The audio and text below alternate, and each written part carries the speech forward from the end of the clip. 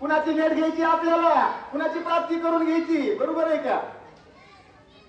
आणि तशी अवस्था होती म्हणले, रात्रंदिवस असताना फक्त रामाचं कधी भेटेल रघुपती सांगवा मजला मारुती. हे कोण म्हणत होते? आईसाहेब सीतादेवी म्हणत होते, ए हनुमंता केव्हा माझी भेट होईल? यांची तर अजून भेट झाली नाही, पण याच्यासाठीच कंठामध्ये प्राण धरलेला होता. आपण पण फक्त आपला प्राण त्याच्यासाठी धरावा, जगण्यासाठी, खायचं नाही फक्त खाण्यासाठी.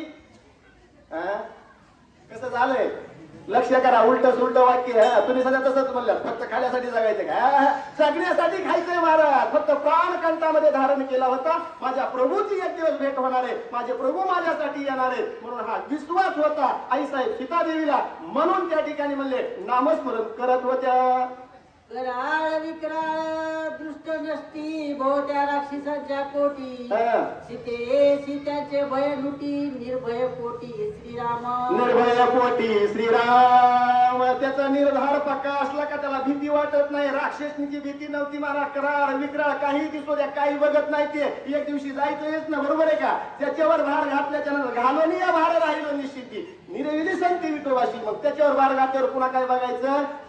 प्रभू रामचंद्राच्या नामस्मरणावर एवढा विश्वास होता. कोण कराळ विक्राळ, कुणी म्हणतात मी खाऊन टाकते, कुणी म्हणतात धराईला वडायला. त्या म्हणल्या बाई रंगानं तुम्ही काय करायचं ते करा, माझा रामावर विश्वास आहे का? माझे राम असणारे माझ्यापासून दूर नाही. त्याच्यामुळे कुठलीही भीती नव्हती. निर्धार अवस्थेमध्ये त्या ठिकाणी जनक माता असणाऱ्या, त्या ठिकाणी आईसाहेब सीतादेवी असणाऱ्या थांबलेल्या होत्या, नामस्मरण करत होत्या. कुठल्याही बाह्य गोष्टीची भीती नव्हती. म्हणून बोलतात जव नाटवे श्री रघुनाथ तवची भयाचा आवर्त, श्रीराम आठवले हृदयांत भव भयार्थ मग कैसा. आता कसं करायचं? भव भयार्थ मग कैसा. श्रीराम आठवले हृदयात.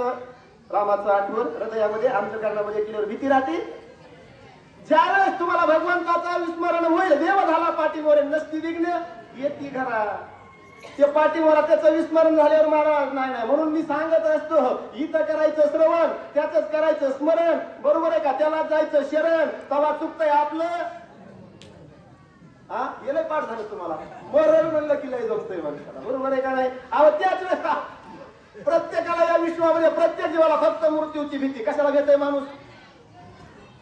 बरोबर आहे का? उलच काही संकट आलं की कसं होतंय, चांगला दवाखाना बघाय लवकर का जायचं, एक दिवशी जाऊ दे ना, बरोबर आहे का? देह जाईल याची काळोबा खाईल, बरोबर आहे का? शरीर जायचे ठेवणे याचा अभिलाष धरायची काय गरज आहे माणसाला? परंतु नाही महाराज. मग तसं म्हणले, ज्या दिवशी असणारं भगवंताचं विस्मरण होतंय त्याच दिवशी आपल्यावर संकट विराजमान होतात. त्याच दिवशी आपल्याला भीती वाटते या जीवाला. जोपर्यंत हा जीव असणारा शिवाचं स्मरण करतो तोपर्यंत त्या जीवाला कुठलंही या विश्वातलं संकट त्या ठिकाणी काही करत नाही, बाधा करू शकत नाही. म्हणून विस्मरण झालेलं नव्हतं. सीता मातेचं बोलू लागले, देखता राक्षसी क्रूर दर्शन, सीता श्रीराम देखे संपूर्ण, वृक्षवले तृण पाषाण देखे परिपूर्ण श्रीराम. देखे परिपूर्ण श्रीराम. वृक्ष पाषाण वल्ली त्या ठिकाणी सर्व असणार म्हणजे काय होतं? राम स्मरण, नामाचं स्मरण चालू होतं. मला राममय अवस्था झालेली होती. वृक्षात पाहिलं हनुमानजीनं, दगडात पाहिलं, गवतात, काडीत, सर्व ठिकाणी राम राम राम, बरोबर आहे का? अवघी आनंदाची सृष्टी झाली. आणि जिथं भक्ती असते तिथं आनंदच असतो, जिथं भक्ती असते तिथं शांतीच असते महाराज. हे दृश्य हनुमानजीनं पाहिलं म्हणजे खरंय ना, कारण विश्वासी तो करी स्वामीवरही सत्ता. आणि मग ज्यांचा विश्वास आहे ते स्वामीवर सत्ता करू शकतात. आपल्या स्वामीवर विश्वास होता म्हणून कळून चुकलं दृश्य पाहिलं, हनुमानजीला ठाम निश्चय झाला, याच माझ्या असणाऱ्या काय आहेत त्या ठिकाणी सीता माता आहेत, माझ्या स्वामीच्या पत्नी आहेत. असं त्या ठिकाणी हे दृश्य पाहिल्यावर हनुमानजीचा विश्वास दृढ झाला. म्हणून सांगतात भय पावले भयाप्रती, सुख पावले सुखावरती, ऐसिया निश्चय सीता सती देखे मारुती आनंदे. देखे मारुती आनंदे. असं दृश्य पाहिल्यावर हनुमानजीला आनंद झाला. भय असणारी, भीती असणारी भीतीच्या ठिकाणी निघून गेली. सुख असणारं सुखाच्या ठिकाणी निर्माण झालं.